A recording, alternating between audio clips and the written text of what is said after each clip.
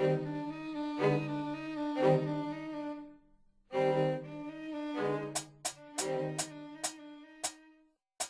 had an exam the next day in my statistics class, and if I would have taken this exam, I would have finished the class and been able to at least get a grade in it.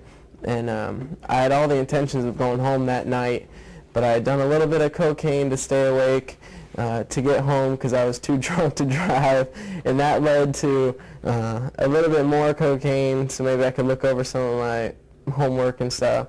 And then I drove right past the house all the way to the casino, continued to smoke and snort my cocaine and in the casino and out in the car, and lost all the money I had. I was somewhat delusional at the time, and of course in hindsight I can say many things or assess many of the things that happened. But I came up with a scheme to get some money out of an ex-client of mine from financial services. In activating that process, it turns out that the person that I choose to do this to was a relative of one of the higher-ups of the sheriff's office in the area where I live. I ended up in the hospital. I was there 2 weeks. So I owe a lot of people money. So what happened, they started coming towards my son. Where's your mom? You know, she owes us money, she owes us this. My son's 21 years old. He doesn't gamble. He doesn't drink. Clean kid. And, you know, he said, Mom, what is the problem? People are asking me for money. You owe them. Oh, no. It's just nothing. There's nothing. But in my head, I knew how much money I owe. I was taken into custody. I was arrested. I was interrogated. I ended up talking to my fiancée at about 11 o'clock at night. And that's the first time I could tell her, this is what I've been doing, and how sorry I was. It was a horrible thing because her faith in me has always been 100%. I was out of cocaine, I was out of money, I was out of my alcohol, I was driving home, it was 7:30, I'd missed my test, I was on the bridge, there was an accident, I was stuck in traffic, the sun was in my face, I'm licking my dollar bills that I was snorting the cocaine with in the foil that I was smoking it with, and looking over the bridge and wishing it was just a little bit taller so I thought I could actually die if I jumped off it. You're 28 days laying in the bed, you're thinking, either you're straining your life out or, you know, take your life. You know, sometimes I wish, well, why don't I just die and that's it, get over with. And gambling caused me more destruction in my life and my family. I never thought about taking my own life till I got on my knees the 29th of September and I asked God to take my life, but I was too Catholic to, that wasn't an option for me. So, but I didn't want to die. I didn't have anybody to go to. I borrowed and stole every money I could get, and I was in trouble. Where else could I go? You know, it was that feeling of doom that I never want to face again. People go through rock bottoms of different types. Mine was being arrested, put in jail, and being humiliated. That did it for me.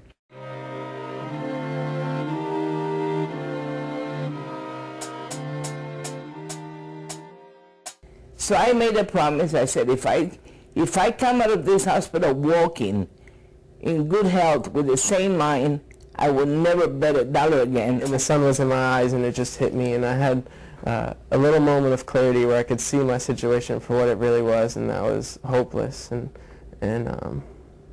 I started crying, and I did what any hero would do, and I called my mom, and she got me set up with this lady to talk to, and I was able to go into treatment the next day. My fiancé at the time said, I don't care what happened, I don't care how ugly it was, I don't care how ugly it is, I don't care what's going to happen, I will stand behind you 100%.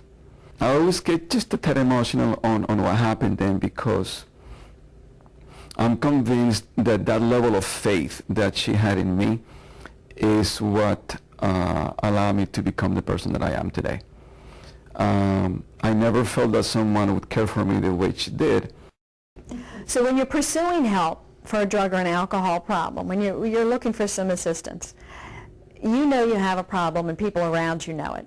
All right? Your family has seen you. Your friends have seen you. The slurred speech, the staggered walk, you know, the glazed look in the eyes, dilated pupils. They're outward signs to physical addictions, and they're undeniable at a certain point in time. You can't get away from it. There's an invisible addiction at work when we talk about the gambling disorder. You don't have card marks on your arm. I don't have any roulette breath. I don't have dice in my pupils. You can't see what's going on inside.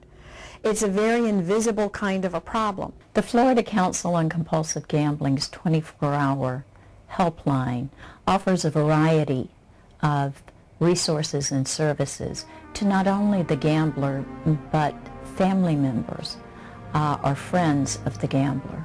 www.gamblinghelp.org is available and offers a variety of resources to those seeking research, basic information, self-assessment, and other resources provided through the council. Common signs of addiction seen with alcohol, drugs, and gambling is when you get continued use despite adverse consequences. Adverse consequences, psychological consequences, occupational consequences, social consequences, or health consequences. People on all of those levels are getting into recovery and are living a good, happy, stable life. And so there's lots of opportunities, and it's pretty exciting that that people can change their lives and move forward productively.